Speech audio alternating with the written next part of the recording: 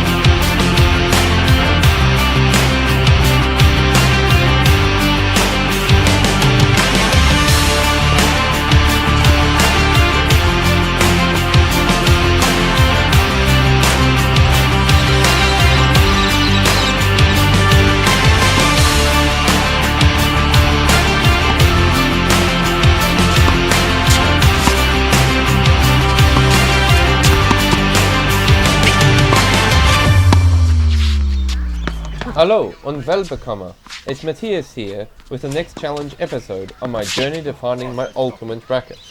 Today we're doing Dunlop 98 range. This is an updated review of this range following a past review which you can watch first above here. It's 2026, so what has Dunlop have to offer? The new FX 500 Tour 2026. This racket is a 98 square inch head size and the power line of Dunlop. This is the third edition of the FX 500 Tour. We are at one of my favourite courts once more, and once again Nicholas DF joins us. In this video he was using the new Pure Aero 98 2026, which I briefly tested in this session. I will be doing a soon coming video test of the entire Babolat 98 range.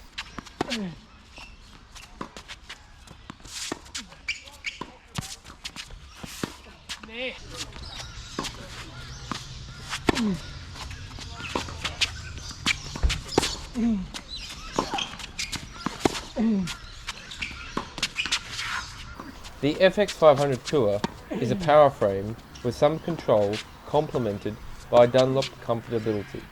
It's not a pure drive, but similar to an E-Zone and to a lesser degree an Ultra. Not much has changed from the previous model, but a small change is noticeable. This plays more dampened, so you will never feel any pain, and being muted, the connection to your hits is lessened. This upgrade is less controlled, slightly more powerful and launchy.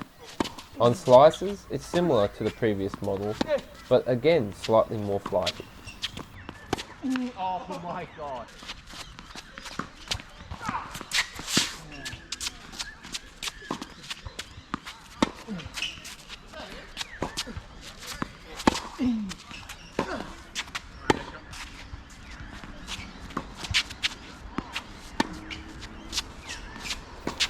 Overall, it's more powerful than the new Pure Drive 98, but less than the Ultra Pro 99 or the E-Zones. Where this racket shines besides power is volleys.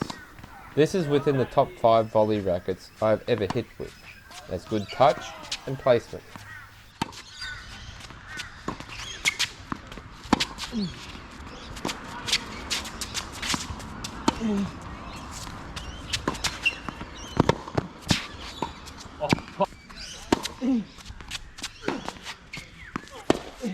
It's not a conducive upgrade for the one-handed backhand, and likely two-handers will find it more playable. That's what Dr. literally told me.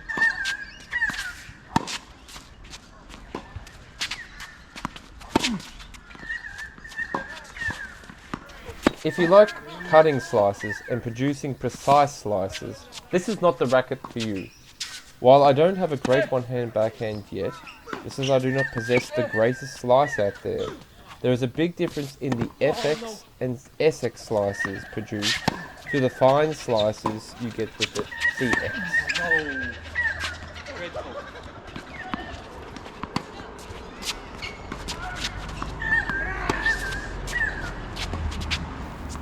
There is some control, and you will notice the less arced ball tendency on the FX versus the SX clearly.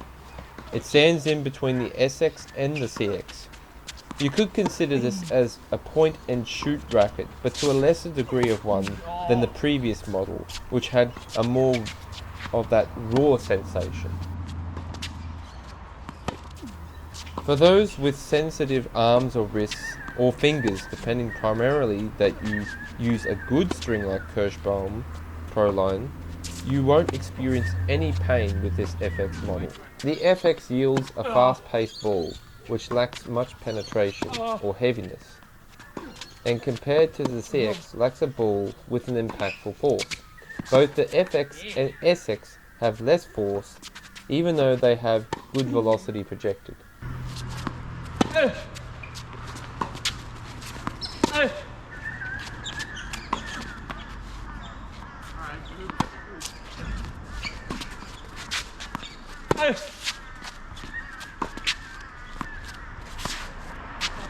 Oh, you get all of this.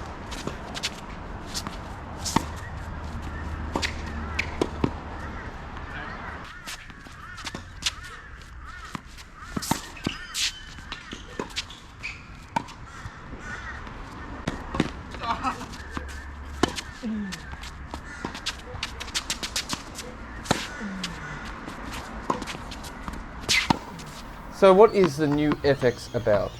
The FX was released at the very end of 2025.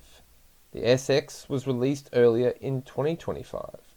The FX is all about Dunlop power, which is different to other brands. It's power with some control and feel and minimal discomfort. The FX500 lineup involves only two frames to care about. The FX500 Tour in 98 square inch and the FX500 in 100 square inch.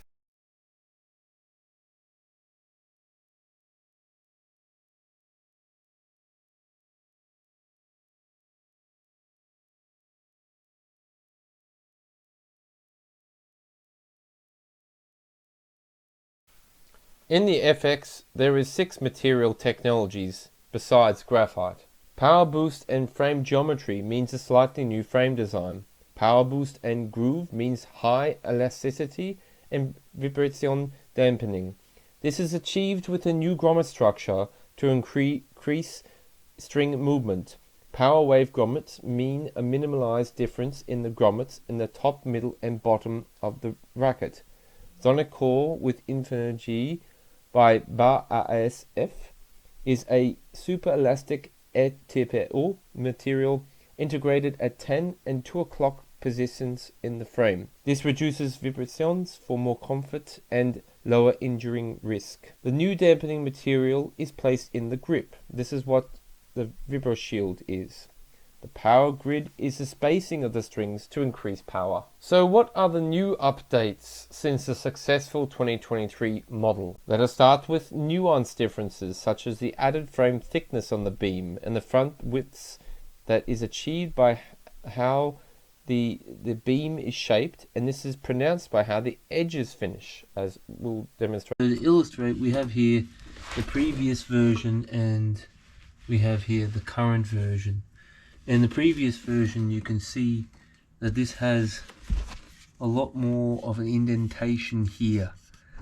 So if you do get this previous version, this is the previous one, 2023, you'll see an indentation here and it runs here.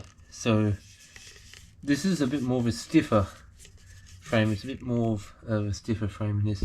It's also interesting to note that a lot of the technologies that are in the new one are also, these are material technologies, are also in the previous one. So here we have the power grid, it's very hard to see, but power grid string tech, and that's just to do with the placement of the strings and the spacing. And then you have another technology on here, which is the power grommets. You also have the Infinity there. So a lot of technologies are actually already, so power boost up here. But then you compare it to this here, and you'll notice that you have more of a rounded finish. And like I said, the edges throughout here are different. On here, versus on here. So you know, you can tell the difference to here and then around it here. So this is a much more smoother finish, and so this is, I think, a lot more dampened. Doesn't have as much stiffness in it. Again, it both has the Infinergy, has the power boost and grommets, the power string tech. There is obviously in here you didn't have the Vibra shield as you do in this, in the new version. This and this, the differences here is that that material, the highly elastic material, which is called the Sonic Core, was only in here, and this one's in here and it's in here, so throughout the grip. So that's the main differences between them. The string spacing, you can see here, is this was a lot more, I felt, and this is the difference between here. You can tell that there's actually slightly a difference. It's much more open, and this was a bit more closed, a little bit more closed. So you get a little bit more power in this, but it's also more dampened. So I think this is a bit more power, but at the same time, because this is stiffer, it actually produces more power, but it's more power control. So I think this balance got it right, and they've gone for comfort, and they've got it wrong here. So this is a new upgrade. The grommets induce a wave-like string pattern that stiffens the center of the string bed. It creates an enlarged sweet spot and intended to increase power. You can expect a greater hold on the ball for further control. This deep groove creates a wider sweet spot area and more power.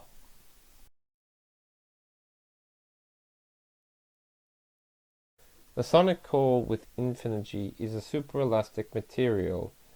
It's integrated at 10 and 2 o'clock positions in the frame. In the last Dunlop video, I discussed this material and its effects at length. This material increases rebound properties by 46% compared to the original Sonic Core material, delivering higher ball speeds and enhanced dampening for comfort. So reduced vibrations for no real increase in mass. Now with the 2026 version, you get this as Vibra shield in the hoop and the grip. It's important to note that Dunlop CX often keeps its material technology and just updates it. The FX is a marginal change, and the basics of the racket has remained the same. So what were the changes I experienced in the updated racket? This was surprisingly the better of the three. The swing weight was exact, but the mass was way off. This is something I've noticed in Dunlops. Oh, wow.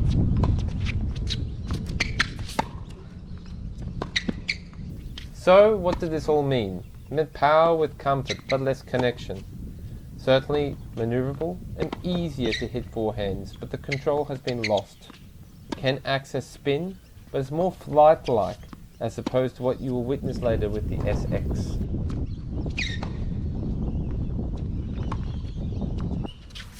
Blake was using the CX, which he liked the most.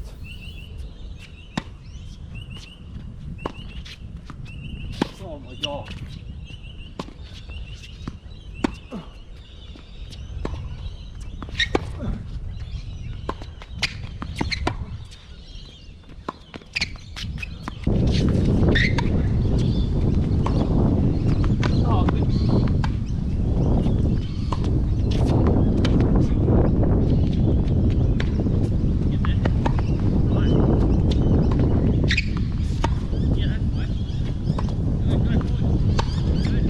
I think that was my mistake.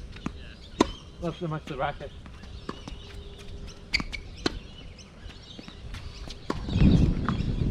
Yep.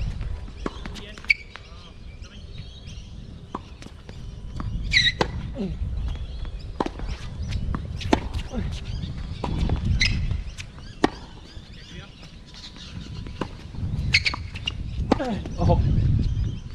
Yeah.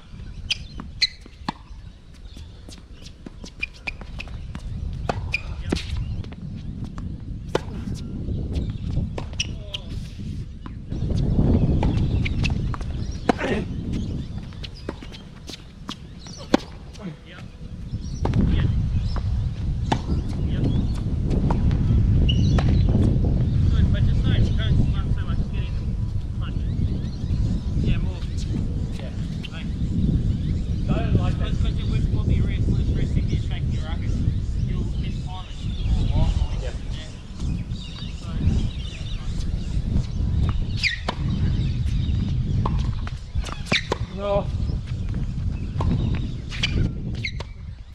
Despite the power, the FX will not just provide a shot if you just stick the racket there with near nil effort.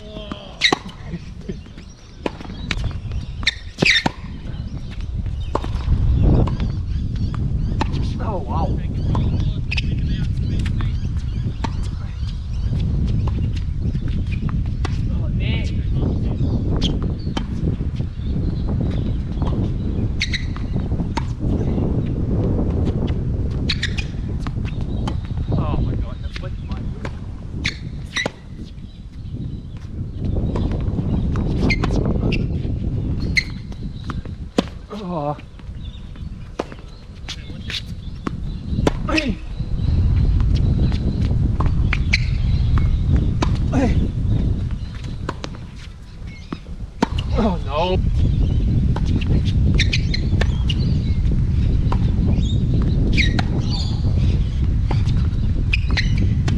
Fucking hell.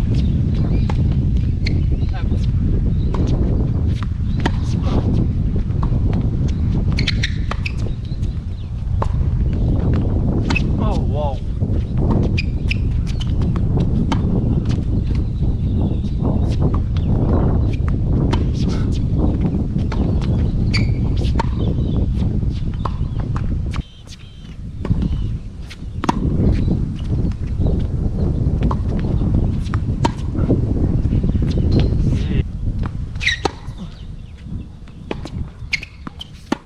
No. Swinging way too much.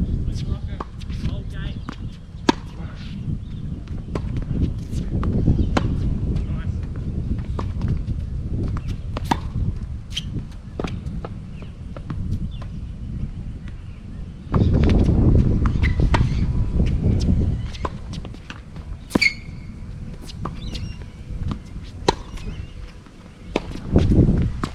Nice.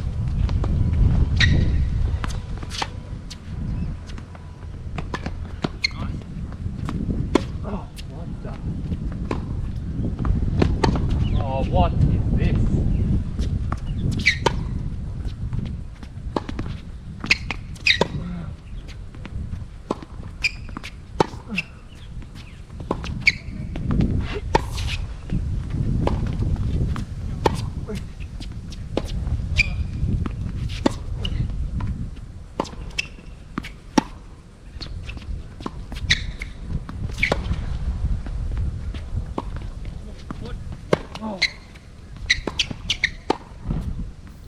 So, same court, different day.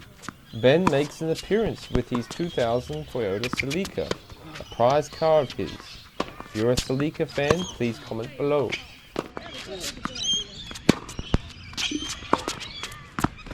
Oh, wow.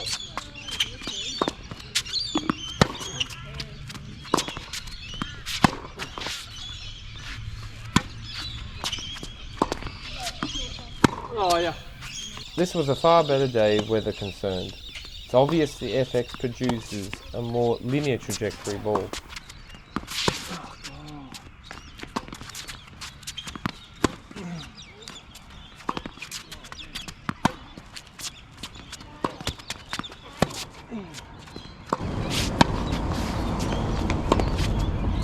Yeah, but that's when that bracket shines in those cross-court spinny shots.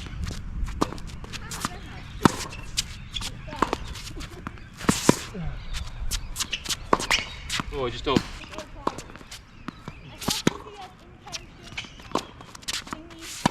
God, that's I never felt comfortable with this racket on the one-hand backhand.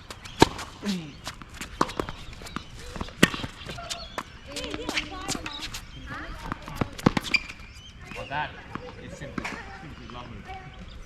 In the words of Matt Verstappen. Oh yeah.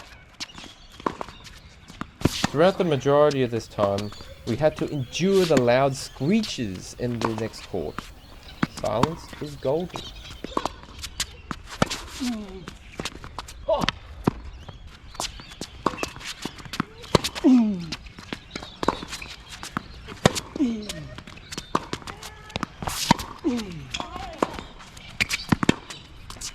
Yeah, maybe.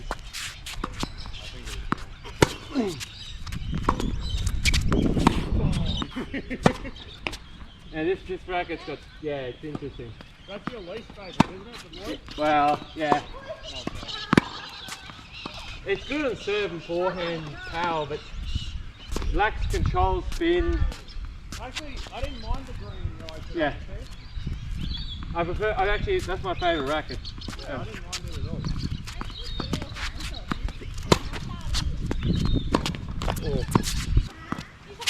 Test control.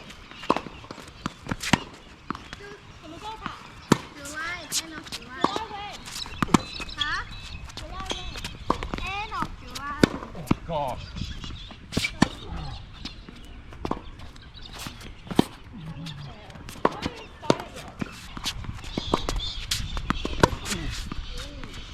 Oh yeah, well shot.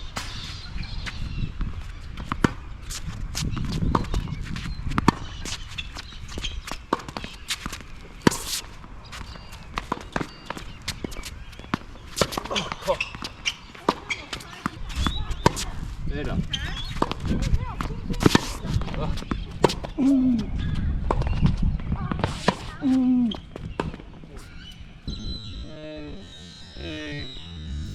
The SX300 Tour 2025. The most improved update of the recent two rackets. This is the spin line of Dunlop, the third edition of the SX300 Tour. Ben was now using either the FX or CX on the other side. The SX300 Tour is a spin frame with more control now, but still less than the likes of the new Aeros, the Extreme Pros, or the Shift Pro 18x2315. From 2022 to 2025, Dunlop has made a big improvement in this SX300 Tour.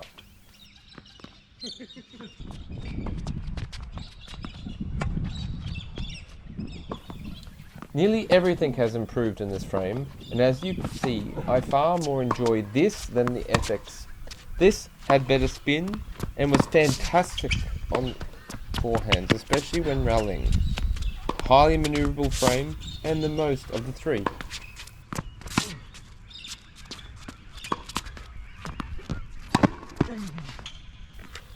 So what is the SX line about? It's about spin production. The 2025 SX lineup consists of only really two frames of interest. The SX300 Tour in the 98 square inch and the SX300 in the 100 square inch. This is the third version, which all of Dunlop's CX lines is the third, with the initial of these being released around 2019. The previous model was one of the worst rackets I've ever hit with, so I can only talk positively of the current model.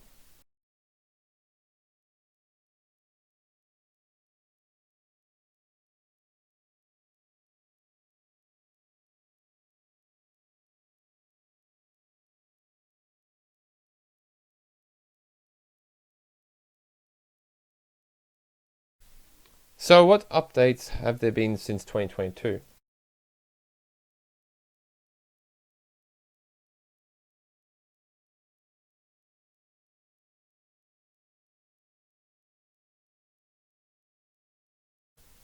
Sonic Core Infinergy is the same as in the FX and CX and is integrated in the upper hoop in the SX. Spin Boost XT grommets maximize string movement and snapback that generates greater spin and more forgiving sweet spot. Spin Boost String Tech enables the grommets to follow what the FX had, only in this case for spin generation. The more open string pattern I referenced earlier indicates greater spacing but dense center spacing. This yields spin with some control. Spin Boost frame geometry means a different frame design. Ribber Shield is an integrated dampening system placed in the shaft and hoop. Each Dunlop line places Ribber Shield differently, but at least by 2026 it's in 2 locations. Finally, the V-Energy shaft. To correct this is about the aerodynamics, but this design it increases frame flex to enhance ball impact time, spin generation, and power. The actual new updates are Ribber Shield on the hoop and shaft, widening of the beam face at 3 and 9 o'clock, spin boost XT grommets have been widened in the yoke to increase string movement, Sonic Core Infinity is integrated at 2 and 10 o'clock on the hoop to create a more comfortable and responsive feel at impact. This was very noticeable in this updated model.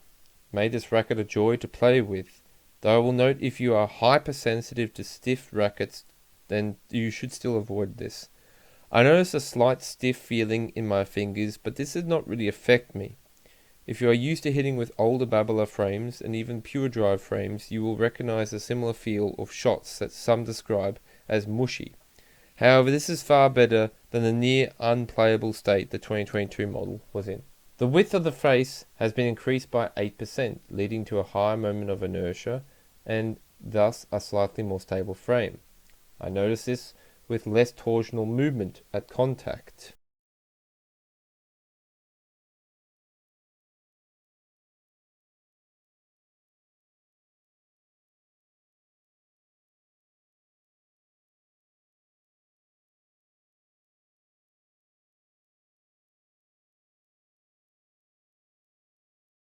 This model felt great and played easily. On forehands I could rip up and provide a consistent ball.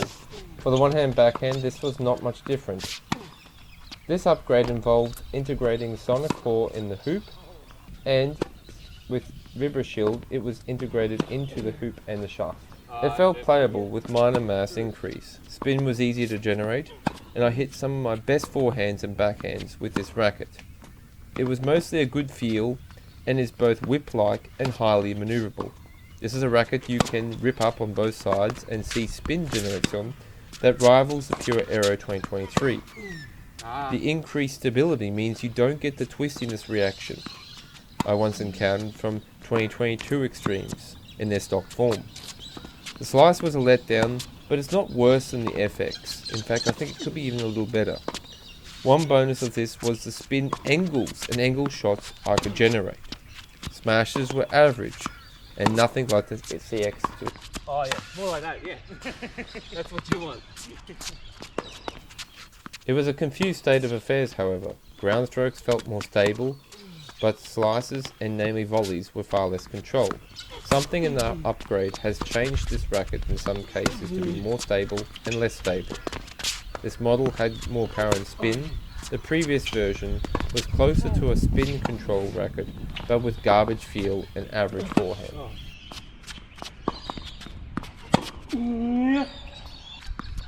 Oh yeah.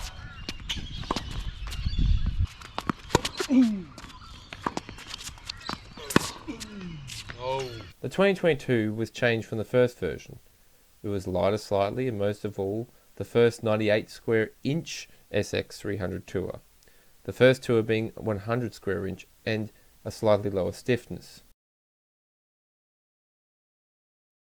So the SX 300 Tour changed again in 2025. The swing weight with tape was exact, but the mass was way off. Again, a poor mark for Dunlop's quality control. Very aero-like. Yeah, I don't like it too much. Well, I might, we'll see. Now to more hits with the SX 300 Tour. Blake was not a fan of the SX 300 Tour. I felt in the wind the high spin provided an element of control, great angling and freeness on the forehands.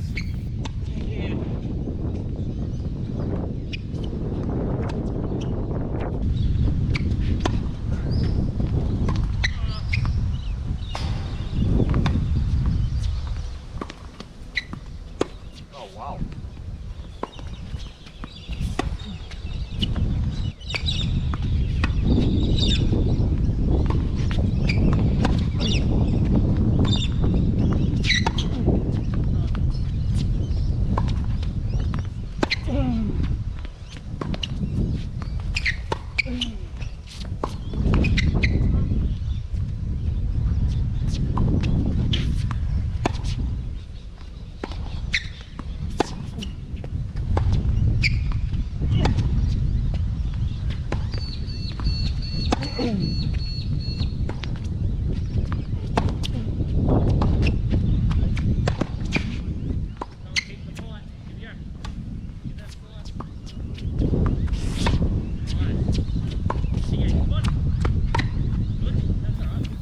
What is lacking here is a penetrating ball.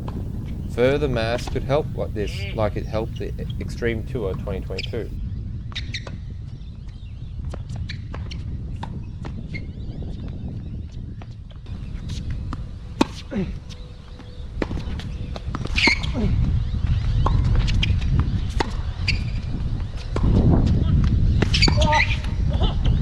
Maybe not.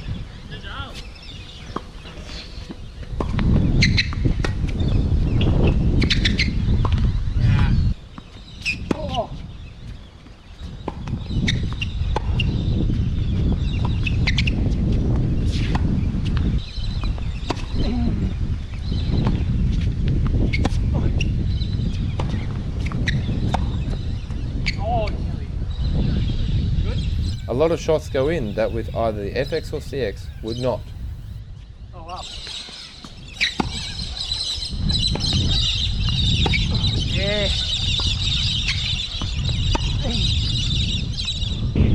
I think they're all good quality rackets.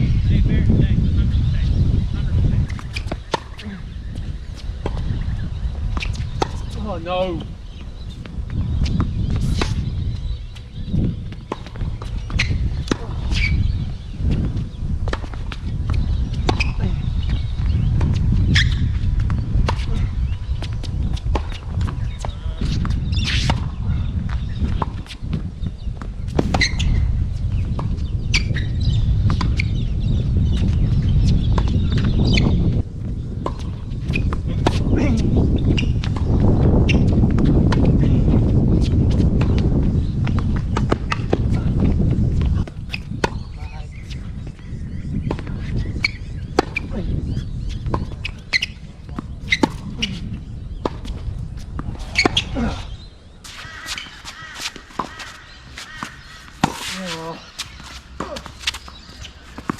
Oh yeah! Now to hits with Nicholas again. New Pure Aero 98 versus the SX 300 Tour 2025. Nicholas found the V-Core 98 a better backhand racket than the new Pure Aero 98. It's definitely got more. I like this way more than the Pure Aero.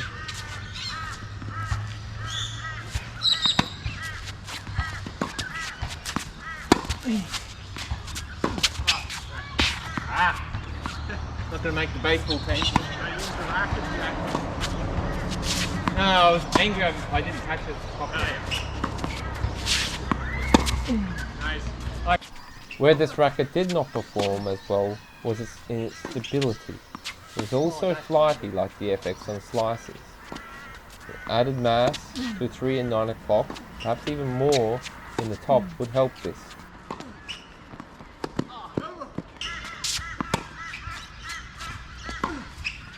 Oh. Did I drop in? Yeah, I was in.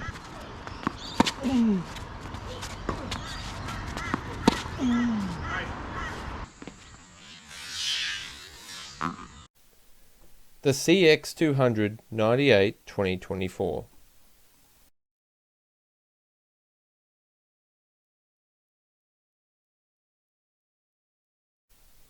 This is a blast from the not so distant past. This is the control line of Dunlop and the third version of the CX200. This is a return review, and after all the rackets I have demoed, I felt this was a true test. If you want to see the first test, check out my 2024 video.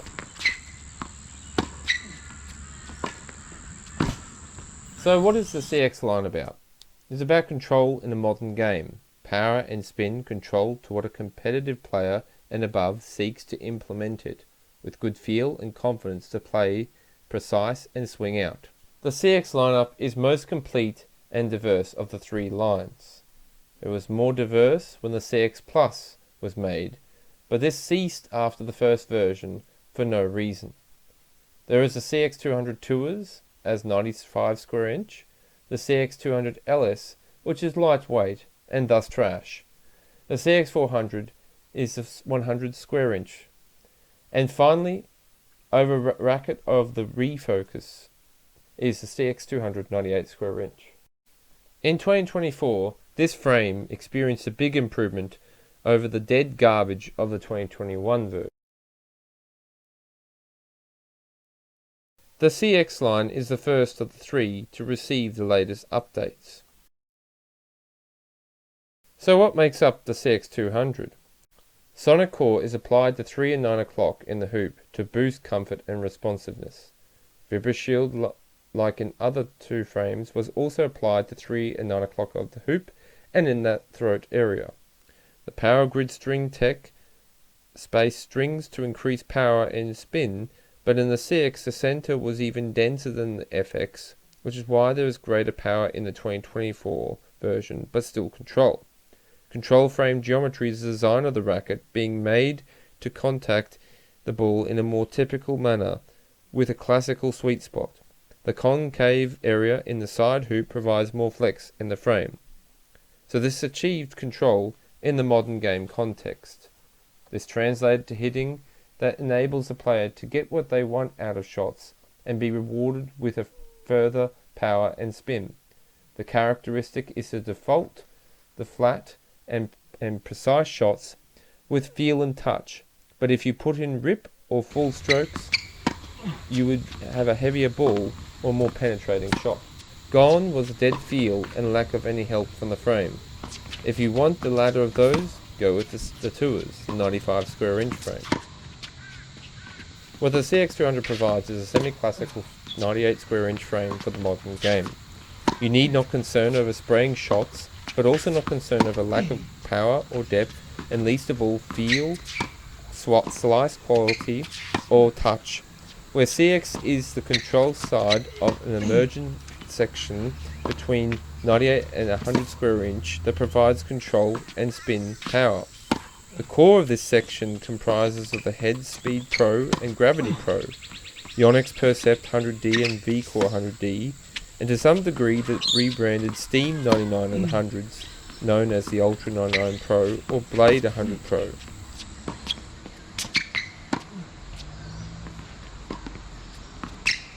Oh no! For the CX200 there should be no delusions, however, that you need to impact full swings, and it will expose weaknesses and underdevelopment in the one-hand backhand. One cannot be slack, lazy or easy on ground strokes with this.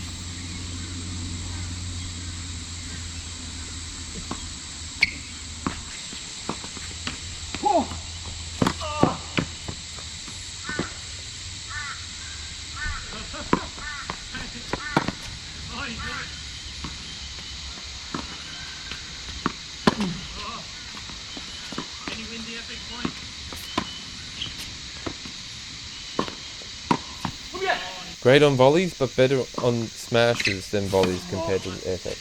For slices, I would put the CX200 near equal to the Gravity 298, but slightly behind the Gravity. It is by far the greatest slice frame of the three Dunlops. Oh, that's the...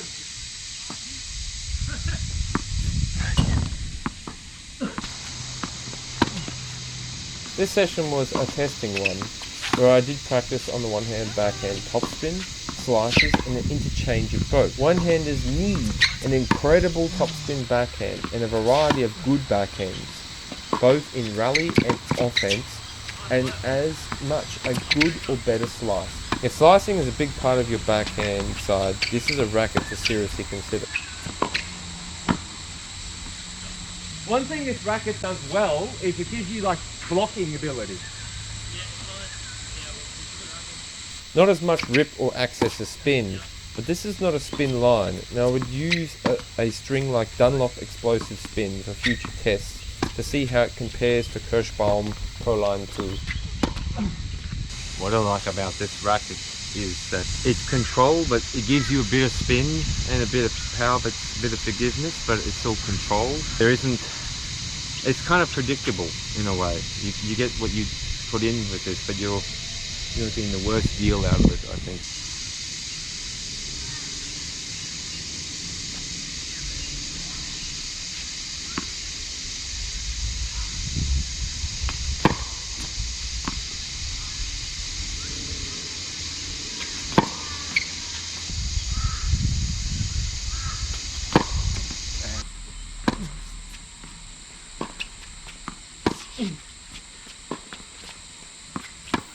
This session was indeed a very testing one, where I did practice on the one-hand backhand topspin, a variety of other one-hand backhand forms, the slices, and an interchange primarily of the topspin backhand and the backhand slice. One-handers need an incredible topspin backhand, and then you need a variety of good backhands to complement it, be it the half stroke, a block or a bunt, all in rally and defense, and as good as or better slice.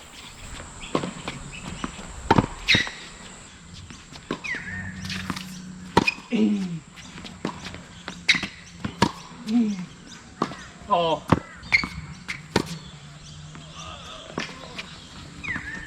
Oh.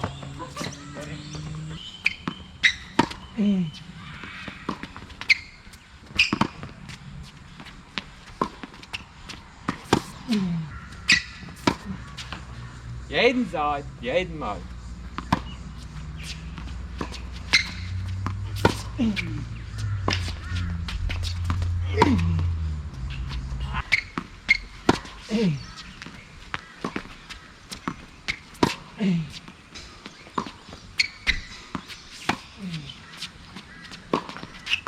Oh no.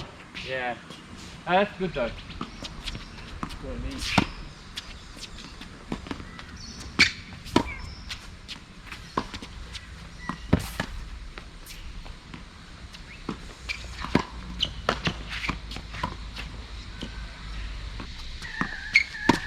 Ah. Nice, that's it. So, you can't lose this point. Yeah. Don't lose this point.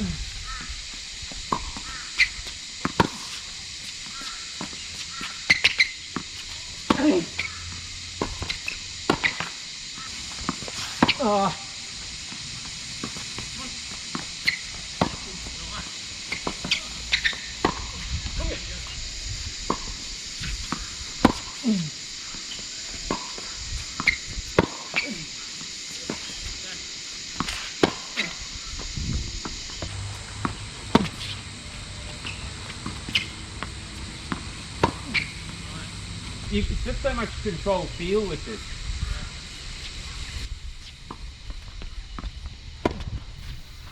Two years after returning to this racket, I've come to understand and appreciate far more what this is about. I came to like hitting with this and further putting it on the offense in point play.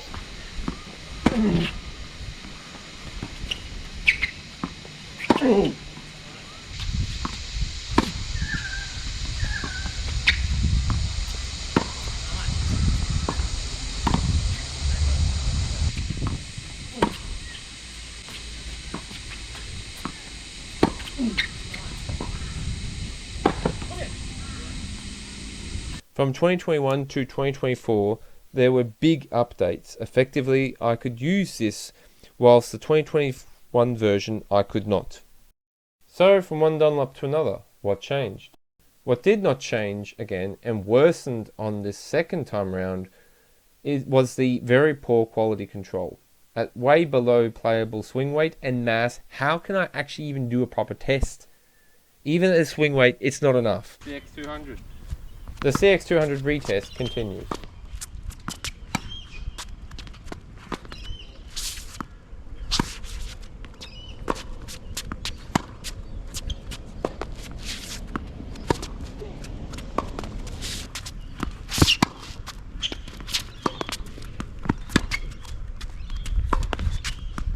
Oh no.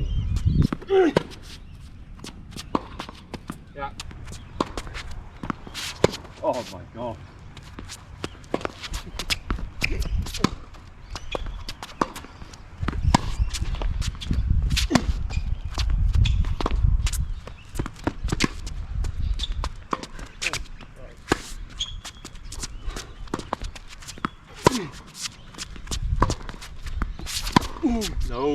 You have to be behind the ball, time shots well, and impact correctly, and then you'll gain everything with this racket.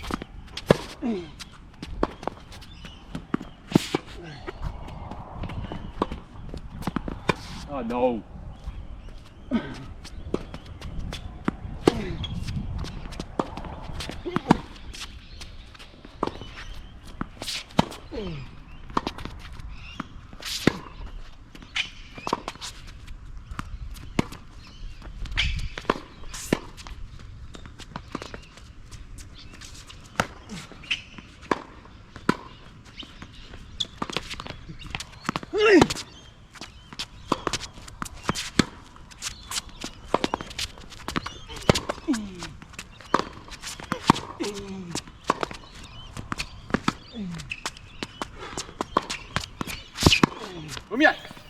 When I was hitting well, this was an incredible frame on forehands and the slice, but it lacked a forehand and backhand rally ball that the SX yielded.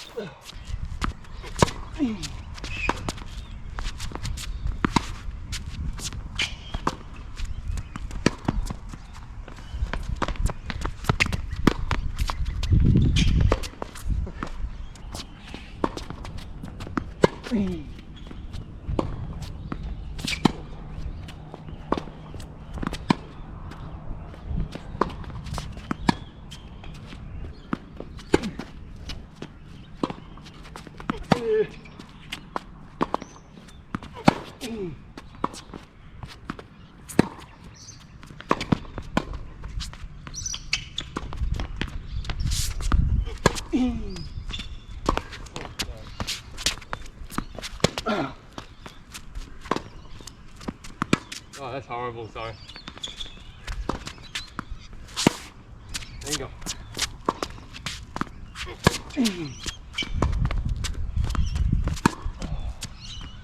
Long.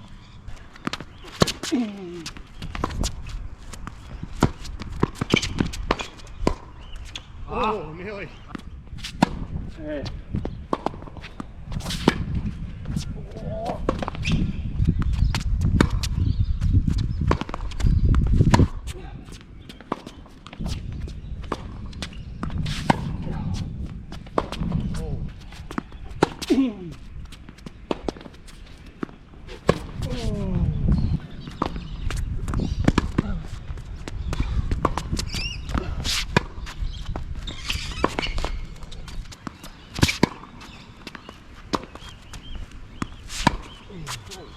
There's a car moving, that's one thing.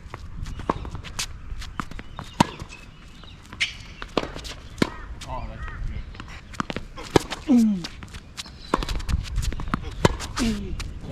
that's good.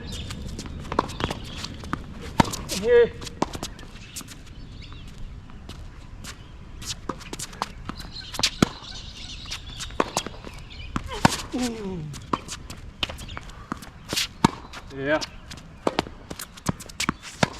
Oh, that's good.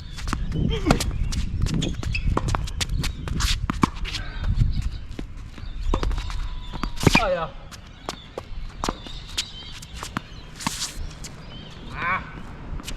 How you finding the blue? Yeah, I don't mind it. I think it's alright. I don't think it's as good as The Ultra. who else should I see using it? Because Kostyuk, I think a couple of the girls. Oh yeah, I think Kostyuk uses She might use 100. a steam of some kind, repainted. Oh really? Yeah, So it's none of them use any of the rackets they endorse, none of them use. Oh. It's a complete fraud. I might have actually preferred the red this time, didn't he? Now back to Nicholas DF again.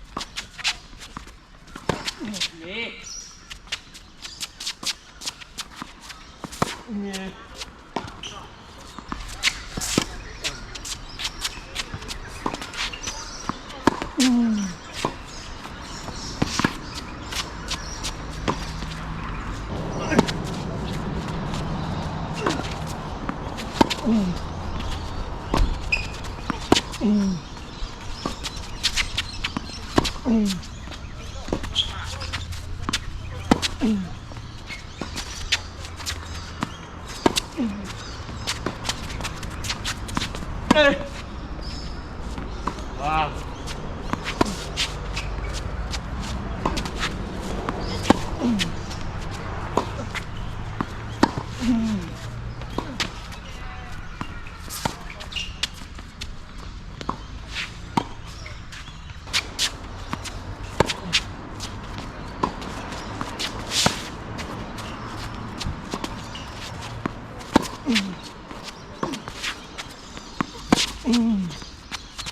Oh. Nice, yeah.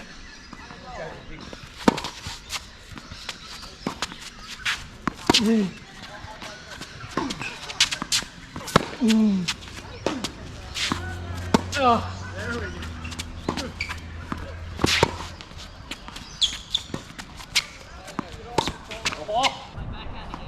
So to the final hit, a completely different day at a new court, and hitting with Colby featuring for the first time.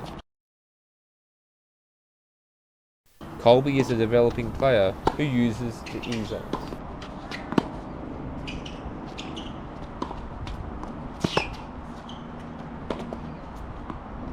Oh, Nick. These courts are dead and play more quick than I am used to, so the bounces are less high. Yep.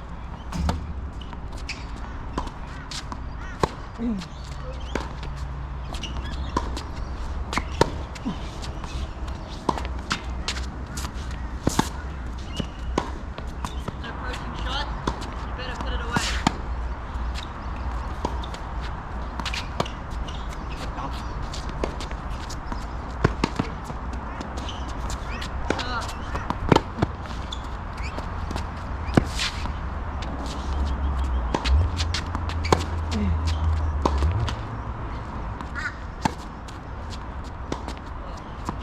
Oh.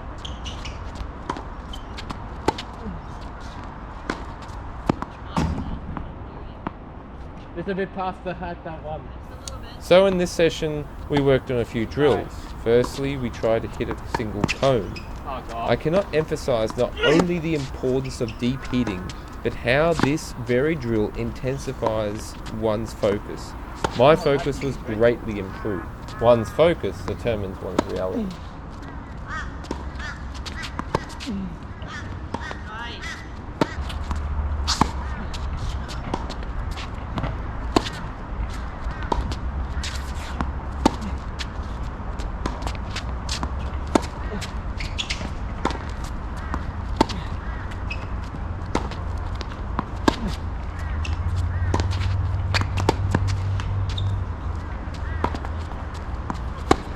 That's good.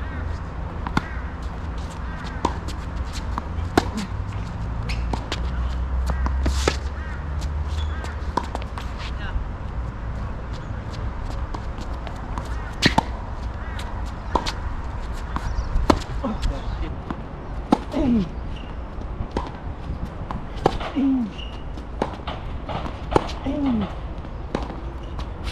Oh. Nice.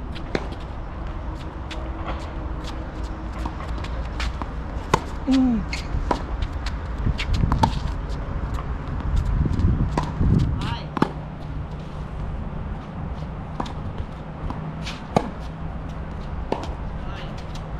That's just done.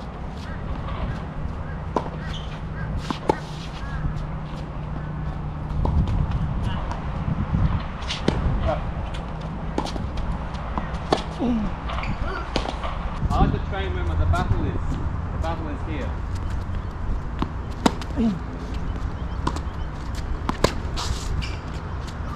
Oh, sorry. Good.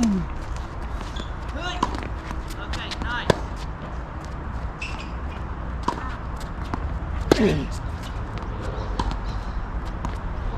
It's alright.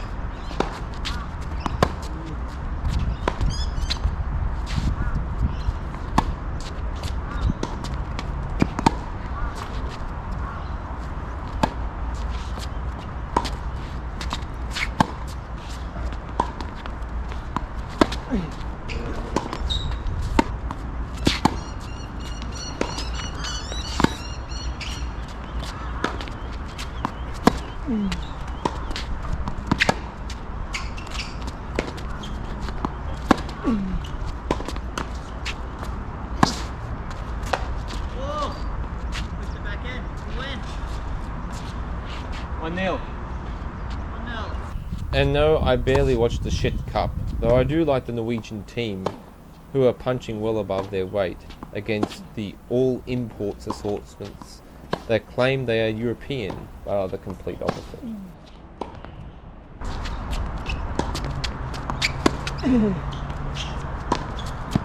Oh no!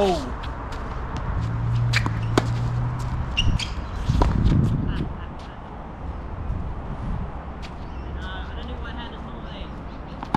It's the way to true mastership. Oh, sorry.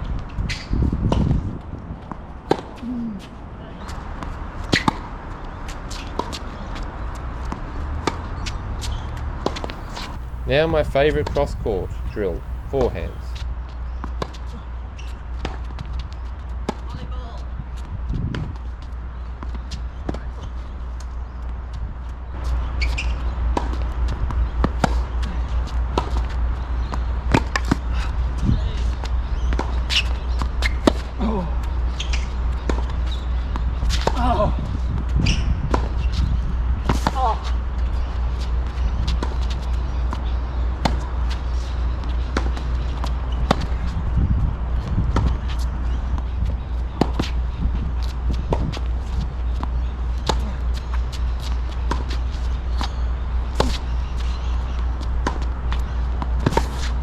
Thomas Muster had 88. That's nuts.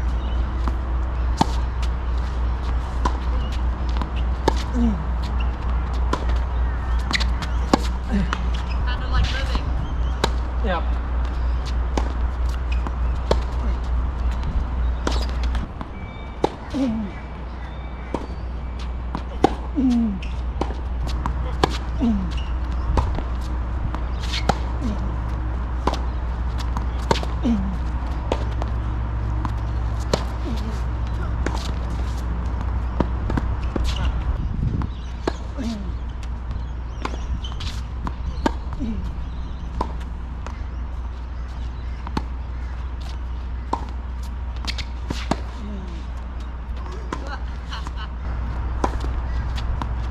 Sorry.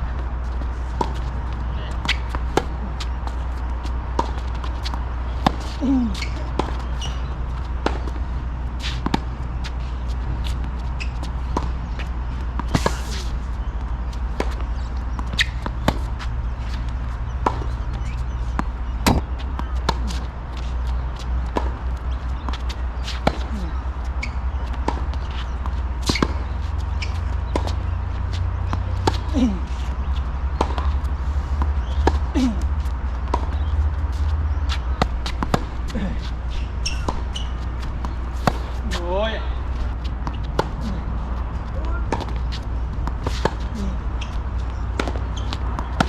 Yeah.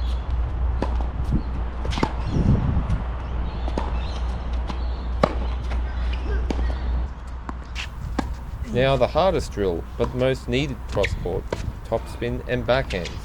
I really need a better backhand, and a bull machine could help.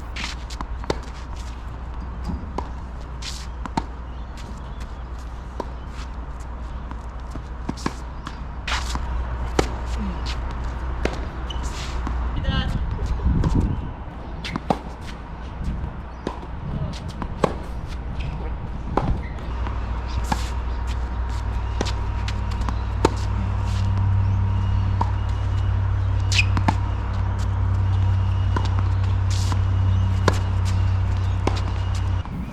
Finally, point play. This would be interesting. So 3 shots either side before the point can be started.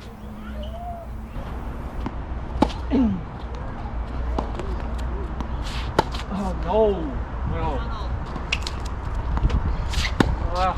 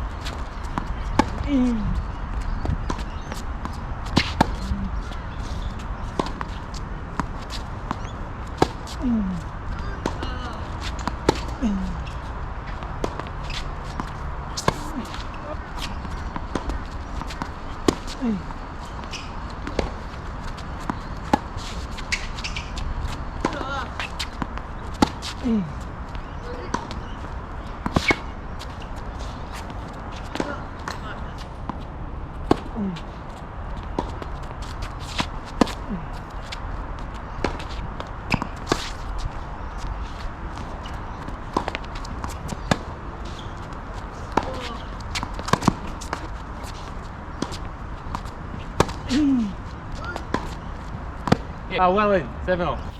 The success of the CX and these point plays would bear on my final selection. Despite no footage of the other two rackets, the CX and SX tied on point play.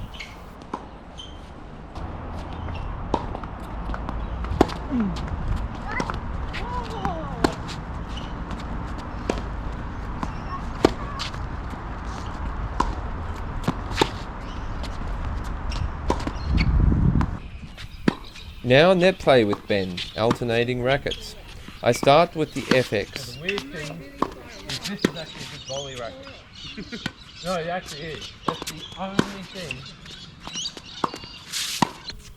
Within the first minute I could tell the FX 500 Tour was a top volley racket. It did require volley skill but could place the ball well, and you felt control and stability at every impact. Overall, the FX was first place for volleys and highly recommended for doubles or serve and volley. Very. Yeah, comes off nicely.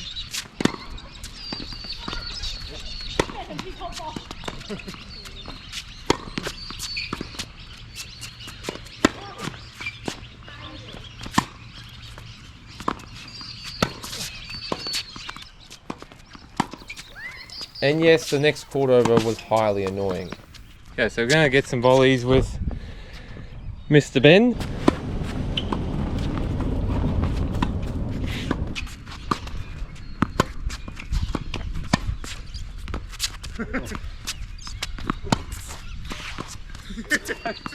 Go.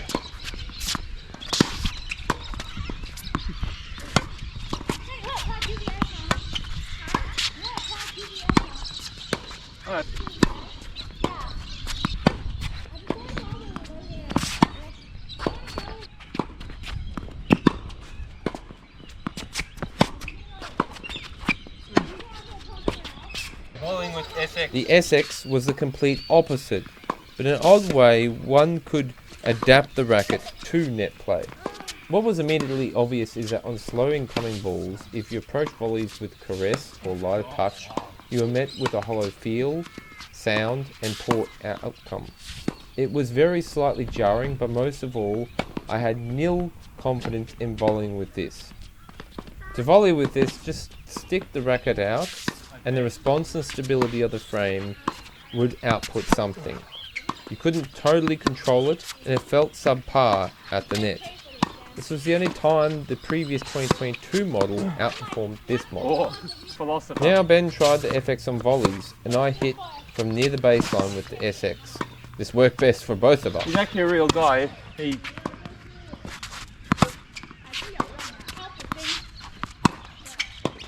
And no, I didn't like the Odyssey film. It was stupid. Ooh.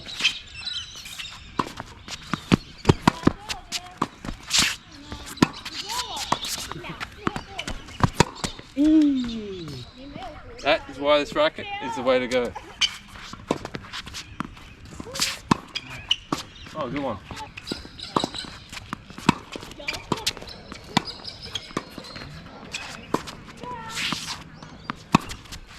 Oh wow.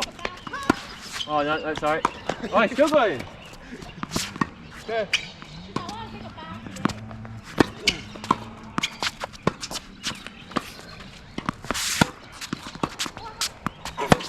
Whoa. This should be the king of bowling, you would think.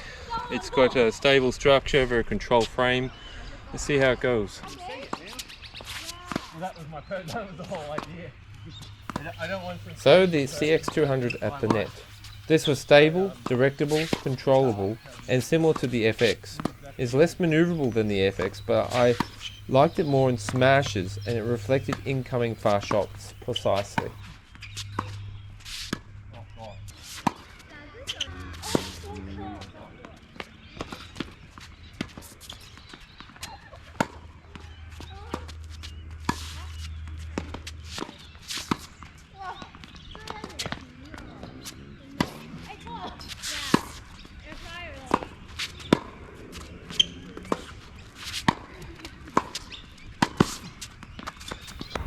Now keeping the most important piece to last, serving.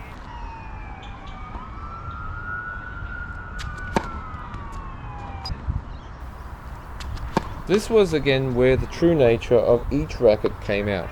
Also it came to be clear that all Dunlops are good on serves. So back to serving with SX 300 Tour.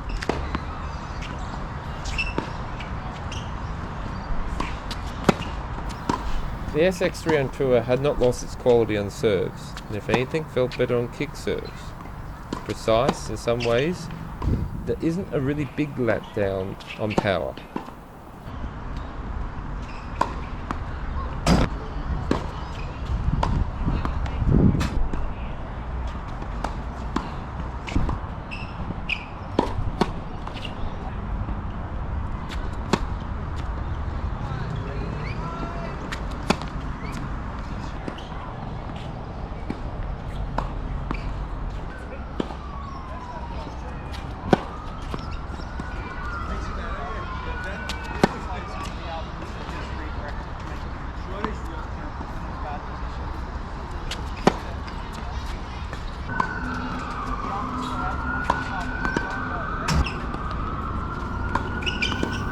The FX 500 Tour was a step up from the SX and easy to serve with. It was precise but not as penetrating or delivered as high as a ball as you will see on the CX.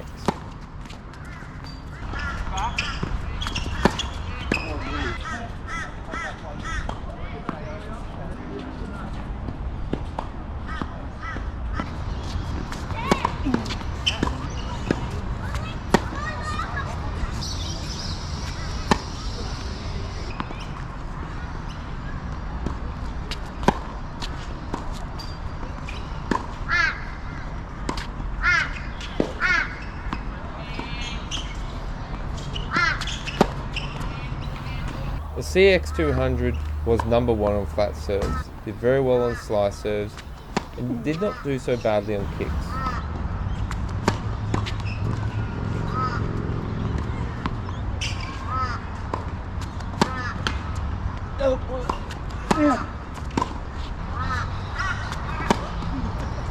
Now you can see here we have the FX and the SX, and what you can notice about the two of them is that they both have somewhat similar string patterns, not just the 1619, but they're somewhat open, you could say, somewhat open, somewhat closed. I would say it's kind of in between, but you have a very different beam. So the beam construction on these two could not be any further different. So this is definitely much more of a, what you see it as a aerodynamic shape. This is a lot more of a power kind of your typical racket frame, power frame, more of a control power frame. And then of course the way that this shapes, it kind of shapes here and here, whilst on here it has a continuous shape that comes through here. So this is a bit more of a typical racket hoop head shape, whilst this kind of, it comes out like this. Both of these have got sonic cores in them.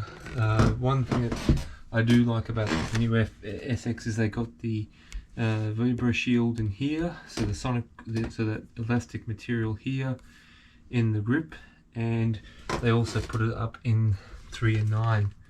So that's the difference between that CX and put it on here. You can see the drastic differences but similarities between the three of them. So you take, for example, the FX on this case versus the CX. So if you take, for example, how the CX looks and the FX looks, the CX here formed a lot more of a typical longer, it's a lot more of that, you know, pattern that moves in a more elliptical kind of fashion, and it's very, there is some similarities to these two with how that forms, but this is a lot more of a control beam, like a boxed beam nearly, not as boxed as some rackets, but it follows that same blade kind of shape, the pure strike kind of shape.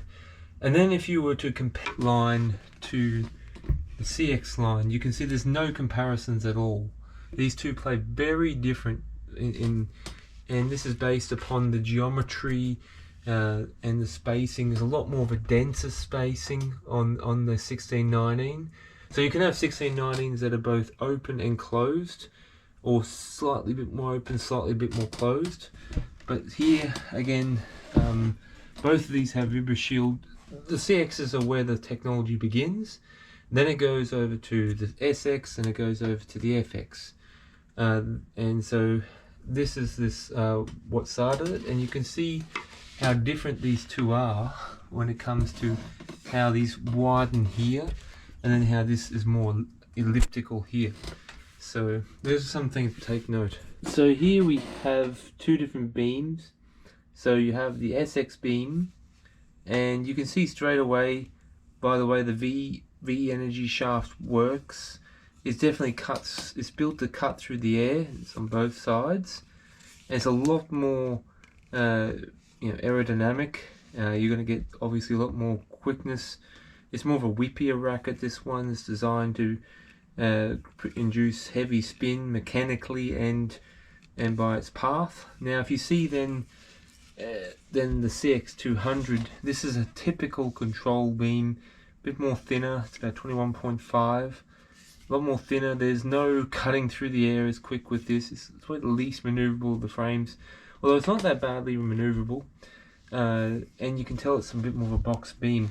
Now if you compare this then to something like this, it kind of sits, this has got that still that smoothness, and it kind of sits, you'd say, in between. Whilst if you look at these two, there is similarities, but there's also differences.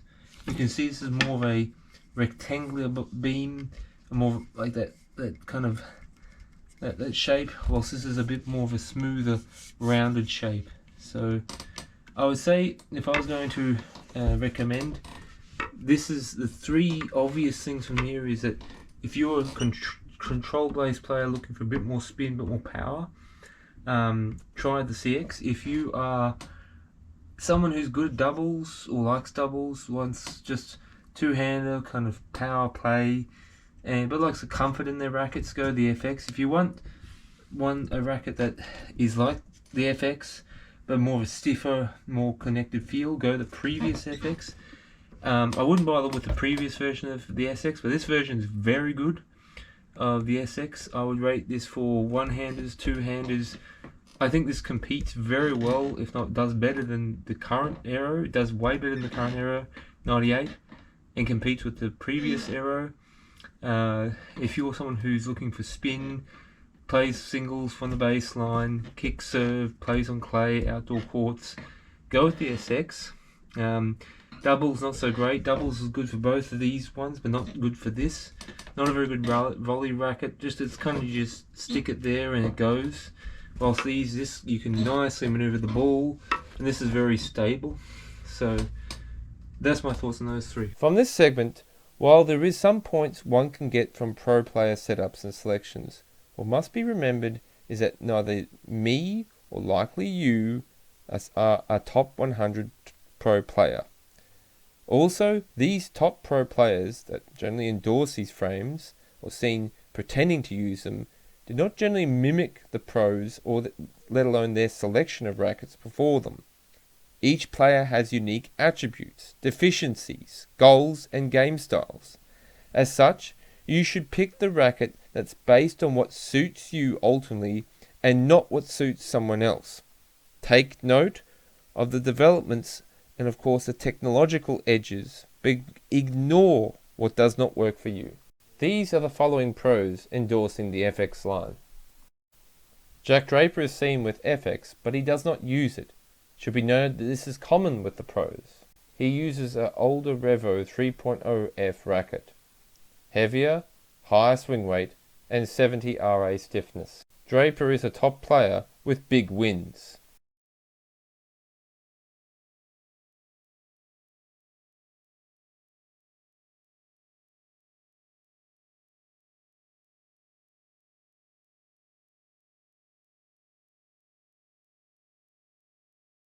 Now to Miomir Kekmanovic, the next top Serbian besides Hamad Medjedovic, Dusan Lajovic and Laszlo Djera. Miomir uses a FX 500 2023 model after switching from the SX300. Alexei Popurin. This guy is a top player with big wins. He moved from the PT57A to the FX500 Tour 2020 and is alleged to use the FX500 Tour. These are the pros for the SX line.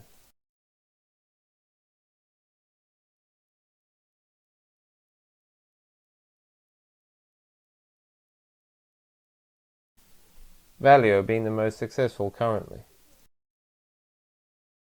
These are the pros for the CX line. The CX line has had the most Pro Tour attention for all the reasons aforementioned.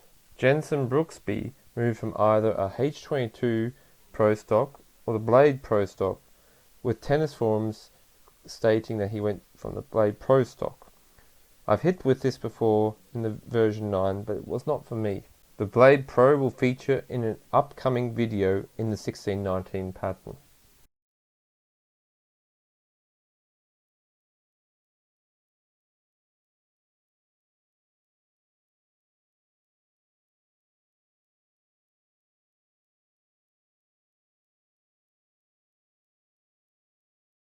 A new name has burst on the scene, Daniel Merida of Madrid.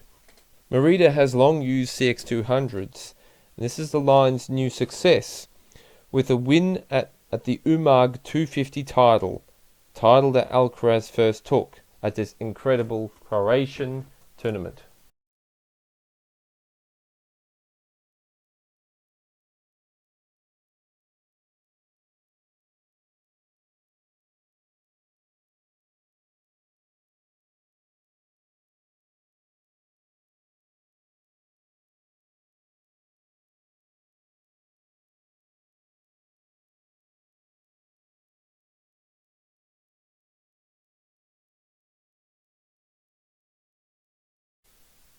Now to Felix Bolshaw, a Felix with real potential that nearly won Lyon Challenger in his first attempt.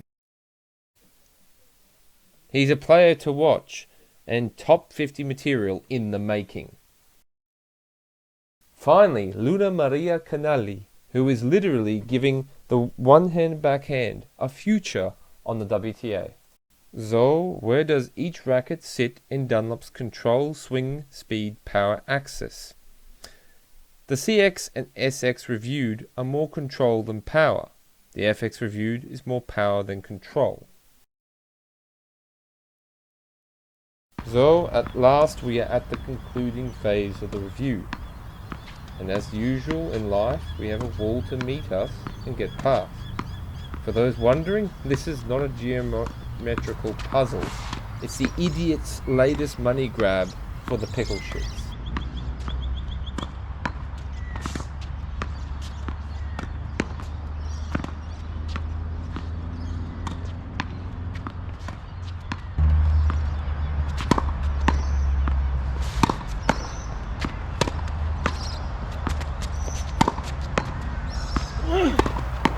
So overall, the FX is easy to use and comfortable. It's a power frame with less connection. I could swing out with power, but never liked it on the one-hand backhand.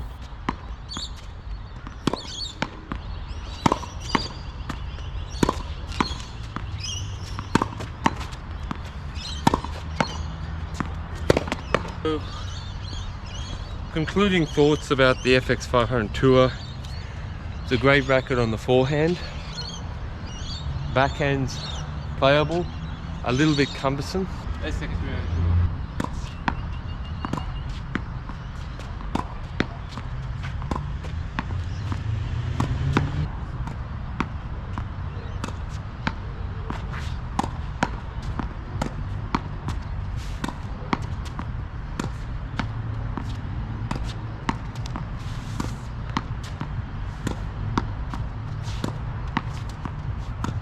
This is actually quite a good slice racket. The SX is an easy and generally pain-free to use spin frame with heaps of spin and ground stroke pace, with feel and connection, but a slight lack of control, and like the FX is prone to some flightiness.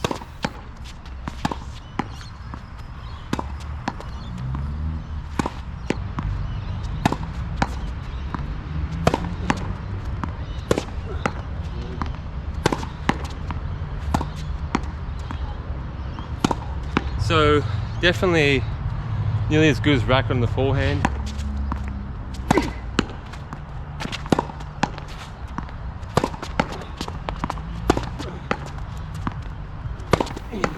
All three of the Dunlops need slightly heavier mass and certainly higher swing weights. It's good some spin, but it lacks.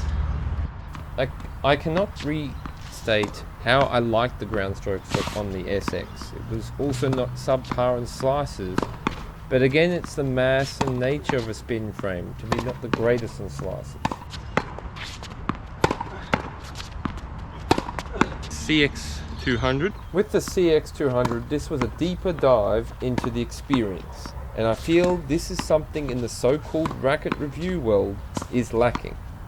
Everything I see now is just euphemial, as it is superficial, and what may be deemed a not so good enough frame from yesteryear may just have required a fresh perspective on how to use it properly, or different strings, or a different tension, or just an improvement in one's game or analysis.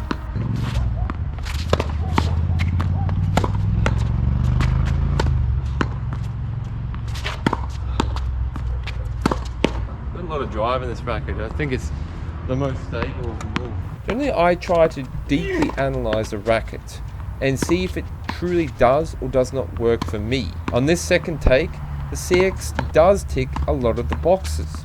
The penetration on shots, slices, the serves and aggressive play was great, but it's demanding for the one-hand backhand and lacks spin or a good kick serve. So you get a lot of drive on this racket. It's actually a lot better on backhands than you think. With all that in mind, thanks for watching so far and the patience in the delay of the release of the video.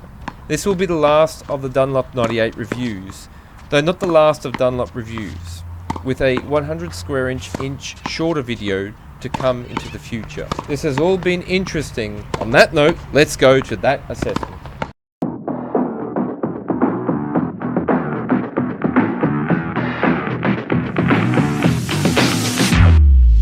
Now, here is how this challenge's racket finalists were decided.